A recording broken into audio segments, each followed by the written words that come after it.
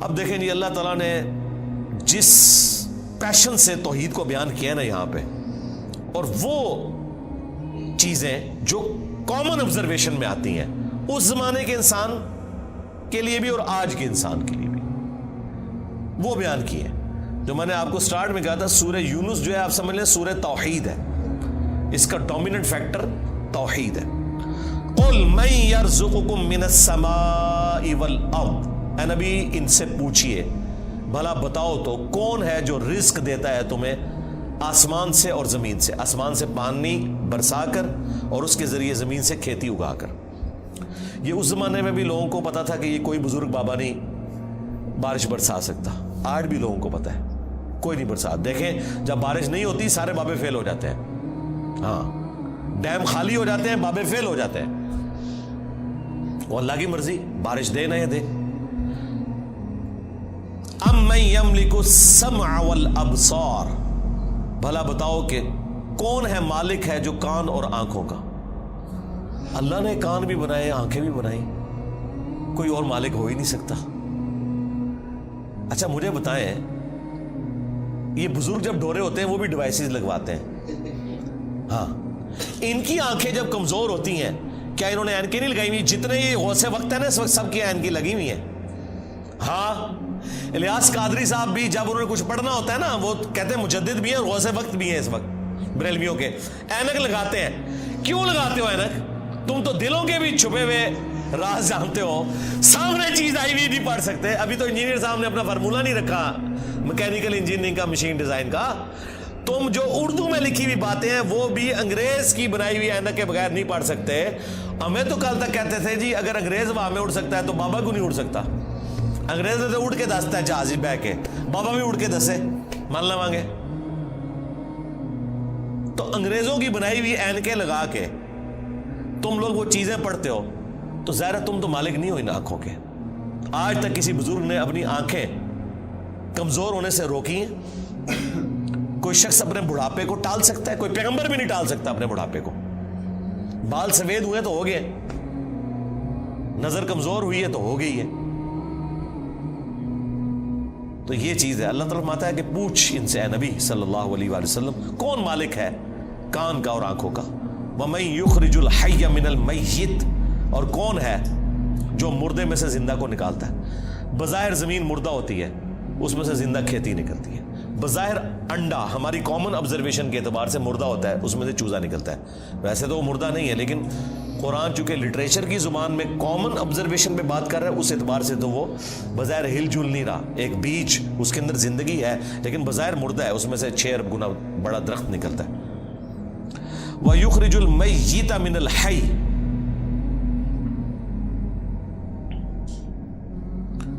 اور مردہ کو نکالتا ہے زندہ سے. زندہ میں سے مردہ بھی نکلتا ہے.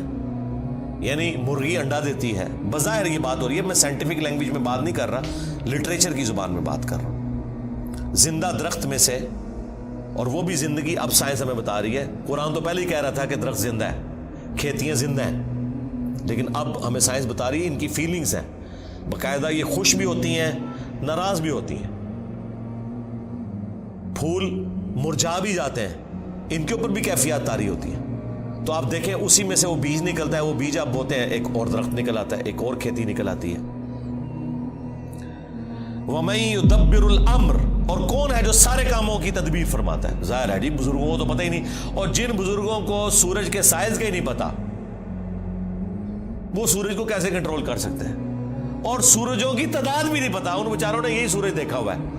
یہ تو سائنس بتا رہی ہے نا صرف ملکی وے گلیکسی میں جو ہے وہ 300 ارب سورج ہے ایک گلیکسی کے اندر، اور اس طرح کی 250 ارب گلیکسیز اور ہیں. بزرگوں تو پتہ ہی نہیں تھا. آپ لاکھ کہتے رہیں گے وہ شاہ شمس تبریز نے بوٹی بھون لی سی. دادا کرو کہانیاں ان کی سنیں.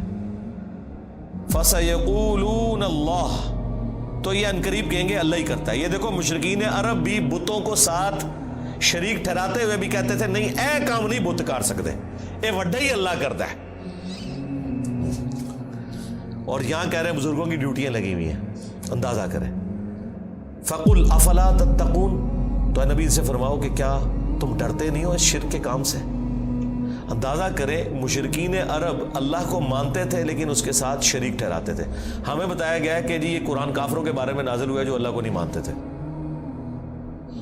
تاکہ آپ کا خیال ہی اس طرف نہ جائے کہ آپ کے بابوں کے بارے میں بھی ان کے ماننے والوں نے وہ عقیدے رکھے ہوئے ہیں جو مشرکین عرب نے اپنے ان بتوں کے ساتھ رکھے تھے، سوائے ایک فرق ہے کہ وہ انہیں چھوٹا آلیہ کہتے تھے. یہ آلیہ نہیں کہتے، اللہ کے بندے کہتے ہیں. ادروائز باقی ساری چیزیں وہی ہیں. اللہ کے نیک بندوں کے نام کے اوپر، فرشتوں کے ناموں کے اوپر انہوں نے بت کھڑے کیے ہوئے تھے. کام آگے یہ وہی کر رہے ہیں، لیکن وہ ایک فرق جو ہے نا وہ اس کو اتنا اجاگر کرتے ہیں کہ نہیں جی وہ تو ان کو چھوٹا معبود مانتے تھے، ہم اپنے ان بزرگوں کو معبود نہیں مانتے. تو اس کا جواب پھر میں نے دیا تھا سورۃ المائدہ کی آیت نمبر 75 میں. اللہ تعالیٰ نے جیزس کرائسٹ عیسیٰ ابن مریم ان کی ماں کی مثال دے کے کہا ہے کہ ایسی ہستیوں کو پوجتے ہو جو نہ تمہارے نقصان کے مالک ہیں نہ نفع کے.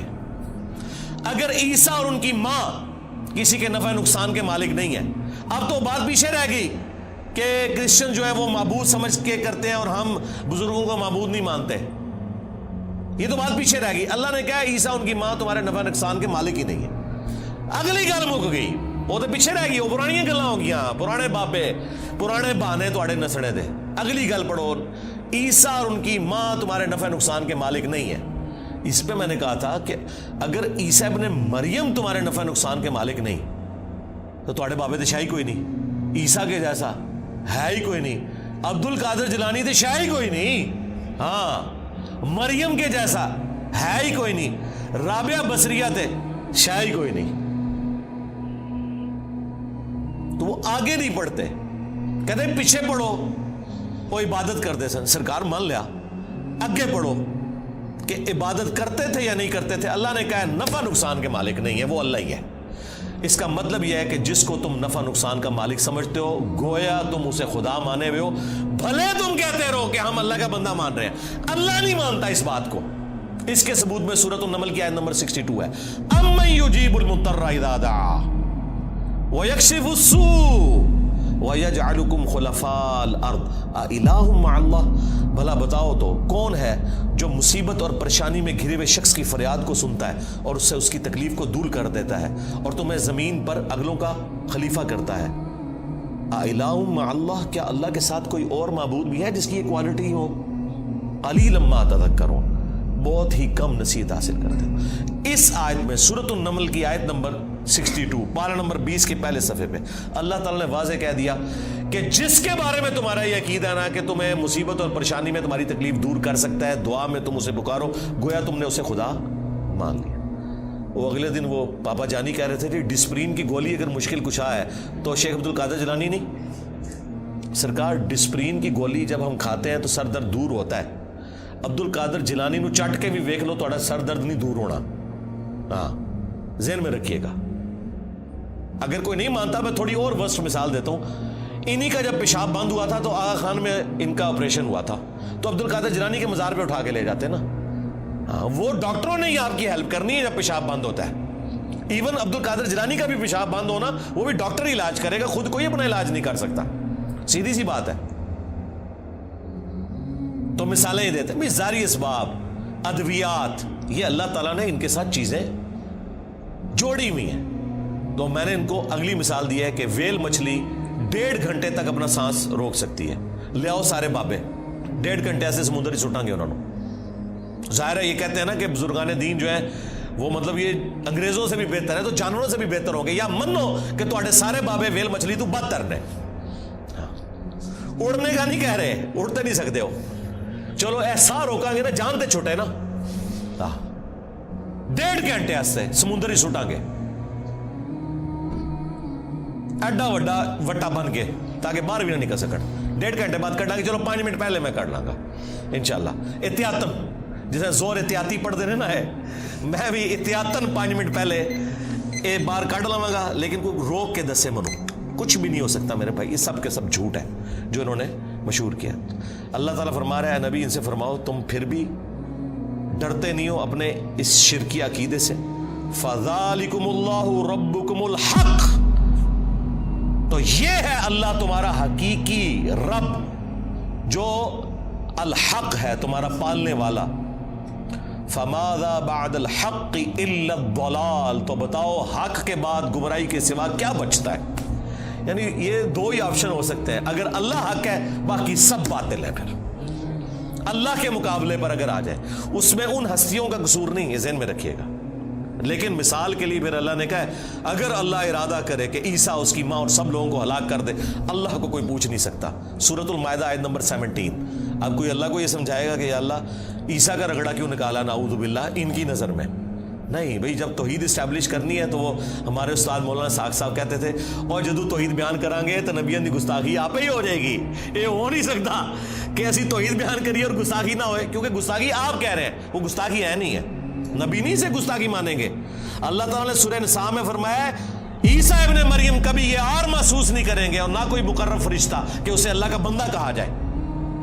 اور پھر اللہ نے کنکلوڈ کیا ہے کہ اگر کوئی فرشتہ یا کوئی پیغمبر اس چیز سے شرمندگی محسوس کرے کہ وہ بندہ ہے ہمارا، ہم قیامت کا دن بلا لیں گے، پھینکیں گے جہنم کے اندر سمجھانے کے لیے۔